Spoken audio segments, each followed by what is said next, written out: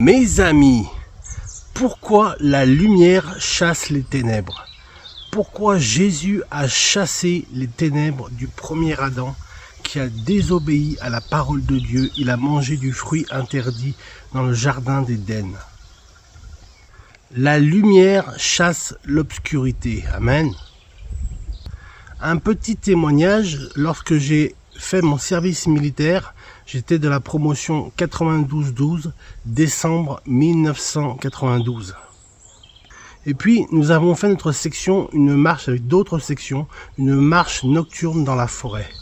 Et nous avions une instruction, c'est se garder épaule contre épaule, ne pas lâcher ni sa main ni son épaule à notre binôme. Nous étions environ une centaine de militaires. Et nous avons marché pendant plus d'une heure, dans la nuit, dans la pénombre, dans l'obscurité. Nous avions comme seul repère, c'était de ne pas lâcher la main de notre binôme. Mes amis, quand vient la nuit, il nous faut la lumière. Car sans la lumière, nous ne pouvons pas marcher, nous ne pouvons pas avancer. Nous risquons de chuter ou de tomber, de nous faire mal, de nous blesser. Jésus a dit, je vous conduirai de l'obscurité à mon admirable lumière. Car le deuxième Adam, le Fils de Dieu, Jésus-Christ, n'a jamais péché. Regardez la lumière comme elle arrive là, vous voyez? Là, c'est beaucoup plus lumineux maintenant. Je mets mes lunettes. Nous lisons dans l'évangile de Jean au chapitre 6. Jean était le disciple que Jésus aimait. Jésus aimait Jean. Et Jésus aimait parler aux foules. Il aimait enseigner la parole de Dieu, sa parole. La parole parce que sa parole est la vérité. Amen. Alors, dans Jean au chapitre 9, nous lisons « Jésus vit en passant un homme aveugle de naissance. Ses disciples lui firent cette question. « Rabbi » qui veut dire maître, « qui a péché ? Est-ce cet homme ou ce sont ses parents pour qu'il soit né aveugle ?» Jésus répondit, ce n'est pas que lui ou ses parents qui ont péché, mais afin que les œuvres de Dieu soient manifestées en lui. Jésus a donc dit, c'est parce que s'il n'y a pas de problème, s'il n'y a pas de péché, s'il n'y a pas de maladie, l'Esprit de Dieu, Dieu le Père, ne peut pas envoyer son Fils sur la terre, il ne peut pas envoyer l'Esprit Saint, parce qu'il faut qu'il y ait aussi la démonstration de la puissance de la parole de Dieu, qui est la vérité et la vie. Il était né aveugle, mais Dieu a utilisé cette maladie pour le guérir. Jésus est passé et il l'a guéri. Voici ce qu'il a dit. « Va et lave-toi au réservoir de Siloé, nom qui signifie envoyé. Il y alla, se lava et s'en retourna voyant clair. » Amen. Il a suivi les instructions de Jésus. Jésus lui a dit, va au réservoir de Siloé. Et il y alla, se lava et s'en retourna voyant clair. Cet aveugle de naissance a vu clair. C'est la démonstration de la puissance de Dieu. C'est la démonstration que Dieu agit. C'est la démonstration que Dieu guérit. C'est parce qu'il était aveugle, il a utilisé cette maladie pour se glorifier, pour glorifier Dieu, son Père, pour glorifier la puissance, la magnificence de Dieu. Amen. Dieu a utilisé cette maladie pour se glorifier. Après cela, dans Jean au chapitre 6, nous lisons « Jésus s'en alla de l'autre côté de la mer de Galilée de Tibériade. Une grande foule le suivait, parce qu'elle voyait les miracles qu'il opérait sur les malades. Jésus monta sur la montagne et alla s'y assit avec ses disciples. Or la Pâque était proche, la fête des Juifs. Ayant levé les yeux, et voyant qu'une grande foule venait à lui, Jésus dit à Philippe, « Où achèterons-nous des pains pour que ces gens aient à manger ?» Il disait cela pour l'éprouver, car comme un théorème, Dieu éprouve sa parole. La parole qui est la sienne, qui s'est faite chair, il éprouve sa parole. C'est comme quand j'étais en terminale, il y avait des amis à moi qui étaient en B ou en C, donc en économie et en scientifique, et en C, D, B. Et moi j'étais en G2. Et les théorèmes de mathématiques, je ne les démontrais pas, je ne faisais pas la démonstration je les admettais. Donc c'était plus compliqué parce qu'ils le faisaient avec des lettres. Et après, ils résolvaient le problème. Moi, j'admettais le théorème. Mais c'est pareil. Jésus a dit d'éprouver sa parole pour voir s'il est la vérité, si ce que sa parole dit, sa main l'accomplit, si sa parole est la vérité, elle est dans notre cœur comme une parole incarnée, une parole bénie, une parole qui nous amène la bénédiction, la délivrance. Amen. La paix, l'amour et aussi la joie. Si cette parole n'apporte pas dans notre cœur la paix, l'amour et la joie, ce n'est pas de Dieu, ce n'est pas la parole de Dieu, c'est Satan qui essaye de nous mettre des faux raisonnements et des fausses paroles qui sont à notre rencontre. Alors mes amis, il a donc dit ça à Philippe, où trouver du pain pour que ces gens aient à manger. Philippe lui répondit, les pains qu'on aurait pour 200 deniers ne suffiraient pas pour que chacun d'eux en reçut un peu. Un de ses disciples, André, frère de Simon-Pierre, lui dit, il y a ici un jeune garçon qui a 5 pains d'orge et 2 poissons. Mais qu'est-ce que cela pour tant de gens? Ce ne sera pas suffisant. Jésus dit, faites-les asseoir. Il y avait dans ce lieu beaucoup d'herbes. Ils s'assirent donc au nombre d'environ 5000 hommes. Il y avait 5000 hommes pour 200 deniers. Amen. Jésus prit les pains. Il rendit grâce. Et les distribua à ceux qui étaient assis. Il leur donna de même des poissons, autant qu'ils en voulurent. Lorsqu'ils furent rassasiés, il dit à ses disciples, ramassez les morceaux qui restent, afin que rien ne se perde. Amen. Ils les ramassèrent donc, et ils remplirent 12 paniers avec les morceaux qui restèrent, des 5 pains d'orge, après que tous en eurent mangé. Ces gens, ayant vu le miracle que Jésus venait de faire, la multiplication des pains et des poissons, ils dirent, celui-ci est vraiment le prophète qui doit venir dans le monde. Amen. Jésus est le prophète. Il était un prophète annoncé par les prophètes de l'Ancien Testament. Et ce, des centaines d'années avant sa venue sur la terre, avant la naissance de Jésus, le Christ. Amen. Joie pour le monde, il est vivant, alléluia, il est vivant, alléluia, il est vivant, alléluia.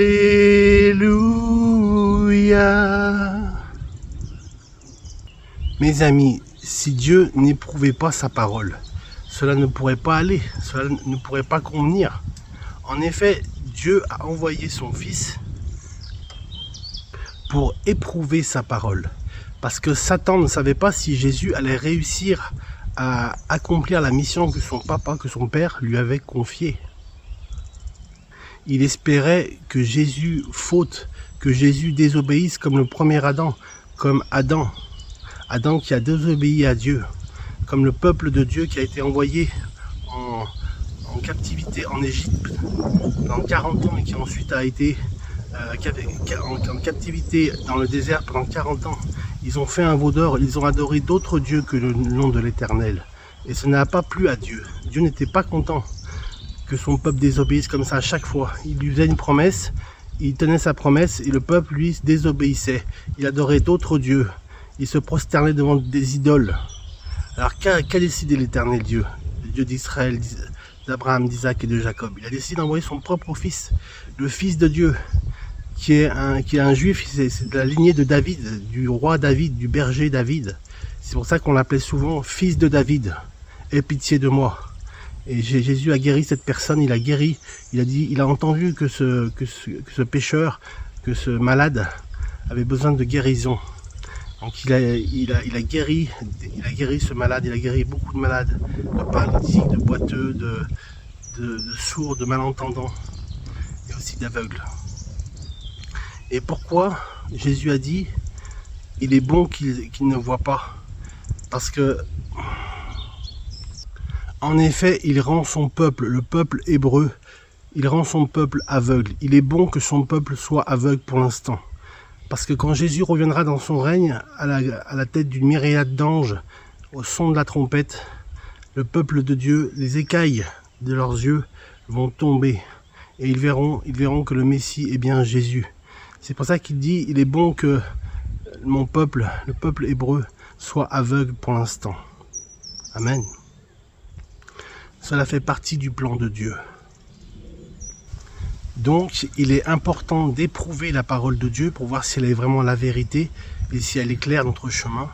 Et il est bon aussi de démontrer, que nous puissions démontrer par la foi que Jésus donne, que la parole que nous avons reçue ou que le cœur qui nous éclaire est bien celui de Dieu, du Dieu Tout-Puissant, du Dieu 3 fois Saint, de l'Éternel des armées. Amen.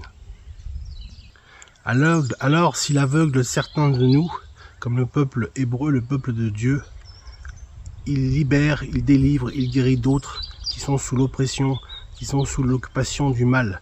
Le mal occupe leurs pensées, leur esprit, et ils adorent d'autres dieux et d'autres idoles. Et Jésus, de ces gens-là, il les rend libres du péché qui voulait les tenir fermes dans ses chaînes. Amen. Car si le Christ nous affranchit, nous sommes libres du péché qui veut nous tenir dans ses chaînes. Que nous soyons nés, malades, fatigués, Dieu est capable de nous transformer et surtout de nous guérir. Amen. Comme Nicodème a dit à Jésus, ça va être compliqué de naître de nouveau. Si je dois retourner dans le ventre de ma mère et refaire que ma maman fasse un accouchement, ça va être compliqué. Mais Jésus lui a fait comprendre que c'était naître, il faut naître d'eau et d'esprit. Amen. Pour recevoir le royaume de Dieu dans ta vie. Pour le connaître plutôt, pour connaître le royaume de Dieu. Il faut naître d'eau et d'esprit. Amen. Naître d'eau, c'est le baptême. Le baptême d'eau. Et naître d'esprit, c'est naître de nouveau. Et tout recommencer. Repartir à zéro. Amen. Tu peux tout recommencer et repartir à zéro avec Jésus pour berger. Tu peux tout recommencer. Mettre un trait sur le passé avec Jésus pour berger. Amen. Jésus a dit, je suis le bon berger. Si quelqu'un entend ma voix, qui ouvre la porte de son cœur, je viendrai souper avec lui et lui avec moi. Amen. Lumière du monde, il est vivant, alléluia, il est vivant, alléluia. Jésus a dit, je suis la lumière du monde. Jésus a dit, vous aussi vous êtes la lumière du monde. Vous êtes les ambassadeurs, nous sommes les ambassadeurs que Dieu a envoyés sur la terre en 2026 pour annoncer la bonne nouvelle, pour guérir les captifs, pour chasser les démons, pour annoncer une année de grâce et de bonheur à ceux qui veulent bien l'entendre. Car l'évangile est gratuit, mes amis. Mes amis, Jésus a dit, si quelqu'un est en Christ, il est une nouvelle créature. Toutes choses anciennes sont passées. Voici, toutes choses sont devenues nouvelles. Amen. Le vieil homme a été enterré. Et maintenant, nous sommes une nouvelle création, plus sous la condamnation. Amen. Le salut est en nous. Le salut que Jésus donne. Le salut vient des Juifs. Jésus était juif. Amen.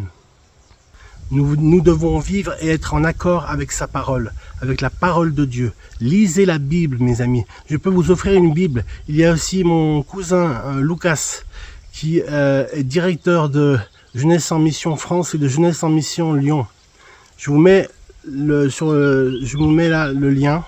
Et donc vous pouvez les contacter pour qu'ils vous offrent une Bible gratuitement. Lisez la Bible, lisez la parole de Dieu. C'est la parole incarnée de Dieu. C'est le plan divin révélé de toute l'humanité, depuis Adam et Ève jusqu'à l'Apocalypse, quand Jésus va revenir en gloire et où il y aura 200 millions de fantassins chinois. C'est écrit dans la parole de Dieu. Lisez l'Apocalypse. Ils vont venir, toutes les nations vont se liguer contre Israël. Et Israël sera perdu, 14 millions de personnes contre 200 millions de fantassins chinois. Que voulez-vous faire? J'ai plus la référence, mais c'est dans Apocalypse que c'est écrit. C'est donc la la bataille d'Armageddon, la dernière grande bataille que les hommes se livreront contre Dieu. Et Jésus viendra à la tête d'un cheval blanc, et avec une myriade d'anges, il viendra sauver son peuple, le peuple hébreu. Et donc les Hébreux, comme je dis tout à l'heure, ils sont aveugles, ils ne voient pas Jésus comme le Messie, mais Dieu le Père enlèvera les œillères qu'il y a sur leurs yeux, et ils verront Jésus comme le Messie, ils reconnaîtront Jésus comme le Messie. Alléluia, prenez courage. Jésus a vaincu le monde, il a vaincu la mort, il est ressuscité, il est vraiment ressuscité. Amen. Car nous sommes plus sous le joug de l'esclavage qui voulait nous tenir fermes dans ses chaînes. Le Christ nous a affranchis et nous sommes libres du péché. Amen. L'apôtre Paul a déclaré dans 1 Timothée 6, « Car l'amour de l'argent est une racine de tous les maux, M-A-U-X, et que quelques-uns, en étant possédés des richesses de l'argent, du pouvoir des richesses de l'argent, se sont égarés loin de la foi et se sont jetés eux-mêmes dans bien des tourments. » Jésus n'est pas venu pour les riches et les bien portants. Il est venu pour les malheureux, pour les pauvres et les miséreux. Amen. Mon ami, plus loin, 1 Timothée 6, 12. Combat le bon combat de la foi.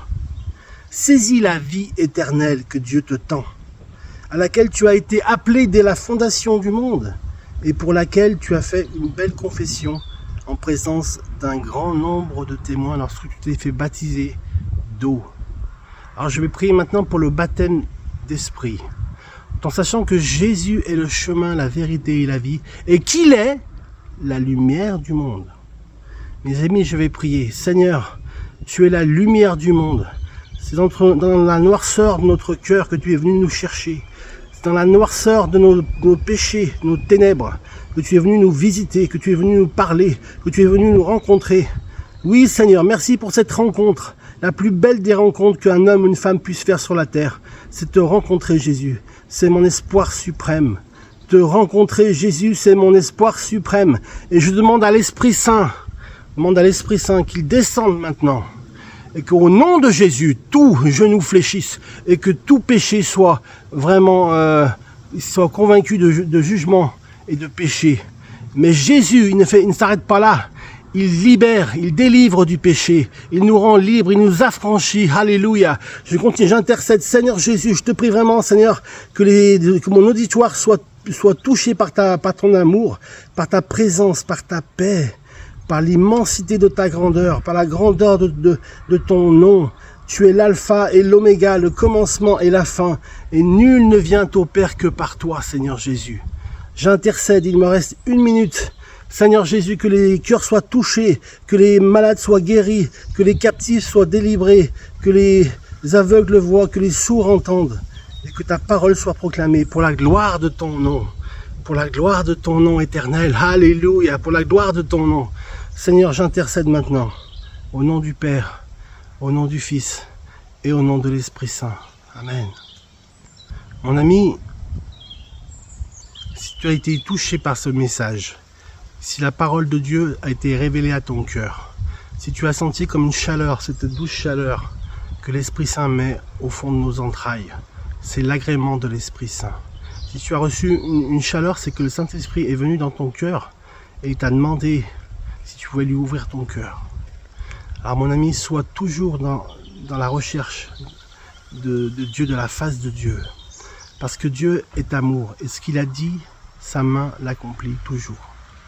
Alors mon ami, sois béni et que Dieu te fasse grâce de sa bonté, de sa fidélité, de son amour, de sa grandeur, de sa magnificence et surtout de sa paix. Car nous vivons dans des temps troublés, nous vivons dans des temps où il y a vraiment la guerre, l'esprit de guerre, l'esprit maléfique, l'esprit sataniste. Mais Dieu est amour et Dieu veut te rencontrer. Il est là, il est là, il est là. Il veut te rencontrer. Il va te rencontrer. Donne-lui ton cœur maintenant. Dis Seigneur, j'abandonne tout, je lâche prise. Je te donne mon cœur. Viens dans ma vie Seigneur. Viens, viens dans ma vie, que tout ce que j'ai, que tout ce que je vis avec toi. Viens, viens dans ma vie.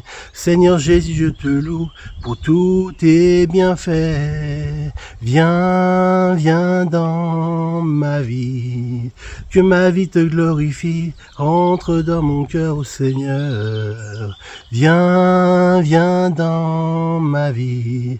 Avec toi, je compte sur tes bienfaits pour réussir ma vie.